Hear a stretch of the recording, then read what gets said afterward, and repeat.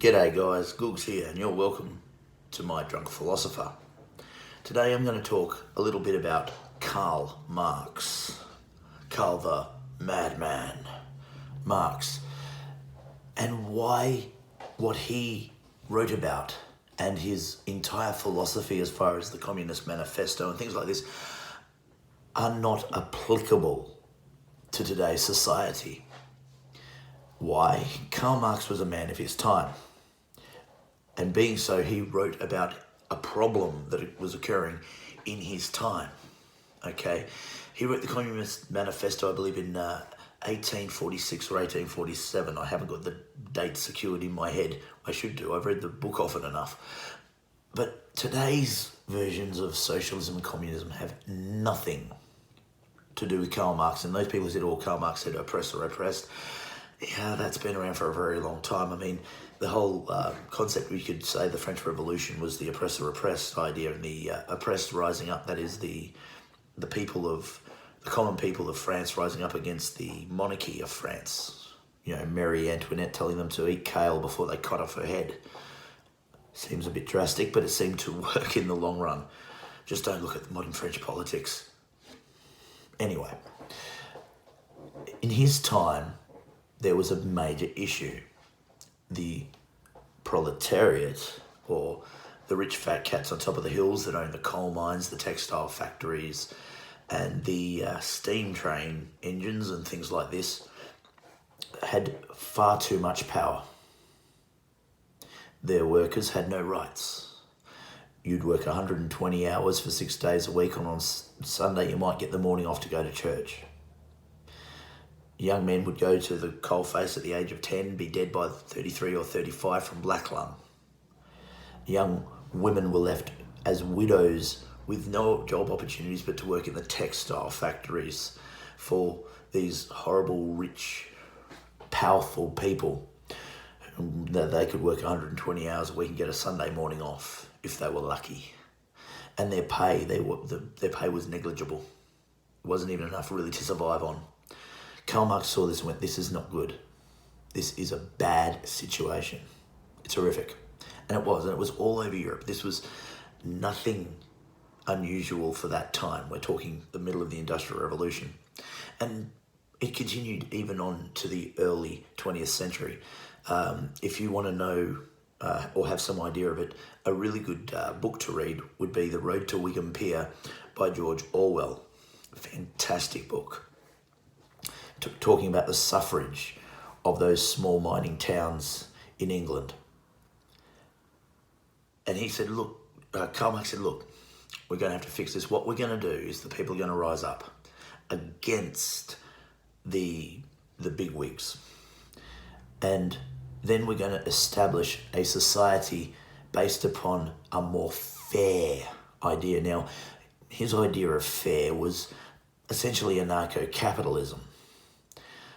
You'd say, right, well, we're going to take back your means of production. In other words, you're going to own your job.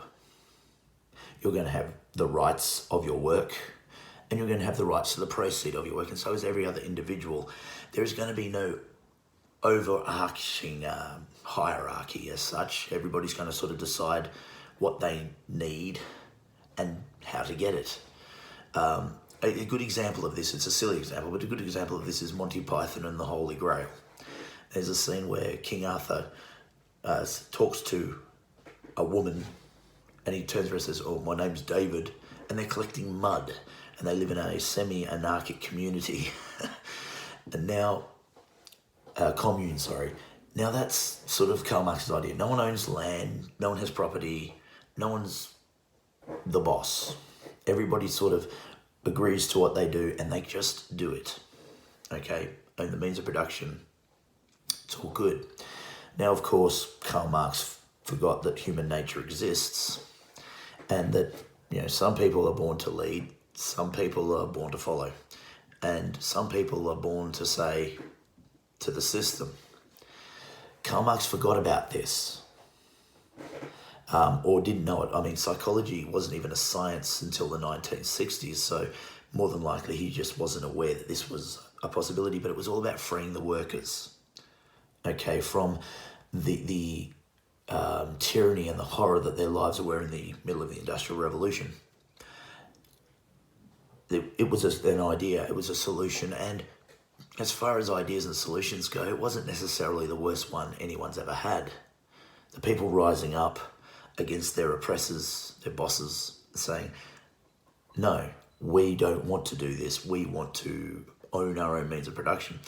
Well, that all changed in the 20s and 30s with the rise of the trade unions. And the trade unions came in, workers rose up, formed unions, said, well, we're just going to sit on our bums and you're not going to have anything to, none of this, mate, to these people, unless you give us what we want. And they went to the government too and said, look, we need legislation. We want a 38-hour work week. We want overtime. We want in the case of Australia, we want a minimum fixed wage. We want overtime. We want holidays. We want sick leave. We want workers' compensation. We want occupational health and safety. Now, of course, I say this, they didn't want that all at once, but this is what slowly happened over the last, accumulated, if you like, over the last 80 years of trade unionism, to the point now where, as a worker, you do own your own means of production because, hey, if you don't like it, if your boss doesn't like it, you can find somewhere else to work if you wanted to. Now, I understand there's unemployment issues and things like this. I understand that, that's fine. But I'm talking about the workers, which is who Karl Marx was looking at. The blue-collar worker, the proletariat, as opposed to the bourgeoisie. Now, the bourgeoisie still exists. No one can deny that. But the proletariat now has rights. If your boss fires you unfairly, you can take your boss to arbitration. And you can even sue and say, mate, give me my job back and I'll take some cash out of your pocket, thank you. If the workers are treated too unfairly, the workers have the right to strike and then meet for arbitration to make a new deal. It doesn't always work, but it's there. Occupational health and safety means that by rights, you as a worker can tell a boss, no, I am not doing that if the job they've asked you to do is far too dangerous or you're not competent enough to do that job. In other words, you haven't got a ticket. Doesn't mean you can't do it, but you just don't have the right ticket for it. All these things, minimum wages, agreed contracts, the contract negotiations. This gives the worker back the means of production. Okay, they own their own production. So Karl Marx became irrelevant from that point of view. And the few people in the 60s that really tried to do real Marxist-style communism, they called them the hippie communes. They all went out into these communes and they created these wonderful, lovely environments, and they tried to live without possessions and without owning the land, and it all fell apart because some people will work, some people won't, some people just want to get stoned. I mean, I'm in a hippie commune, what do you want from me? Oh, you want me to go and plant some carrots and then water them as my contribution? I'm a mechanic. I don't want to do carrots, I just want to fix cars. Oh, we've got one car and I fixed it yesterday and it probably won't break down for another year. Oh, whoops, but that's what I do. I tinker with engines. I'm a mechanic. I'm a painter. I've already painted our huts 3 times in the last 6 months. I'm bored. I'm not painting them until I need painting again. And the whole thing fell down. Once again, human nature. And of course, then you've got some who will lead and some people go, well, why are you leading? Since when did you become the bourgeoisie, mate? The whole thing ended up falling apart because it's just human nature for any anarchic-styled society to fail. We are a social creature and we have hierarchies.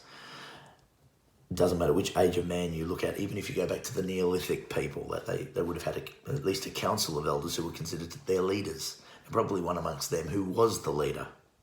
Okay? Look at our governments. We've got a council of leaders. You could call them the senators in the Liberal Party and National Party. And then you've got one leader overall called the Prime Minister. Karl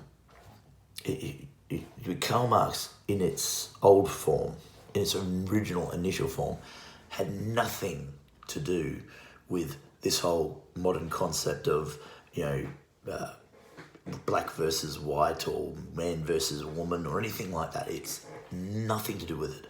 That is a completely separate construct, and I will be doing a separate video on these things, because one thing that by Marx saying that we can do this anarcho-capitalist style system, did make the argument, and this is the one thing that I will say that is Marx's fault in this sense, made the argument that everything is a social construct. It's a matter of culture, not evolution.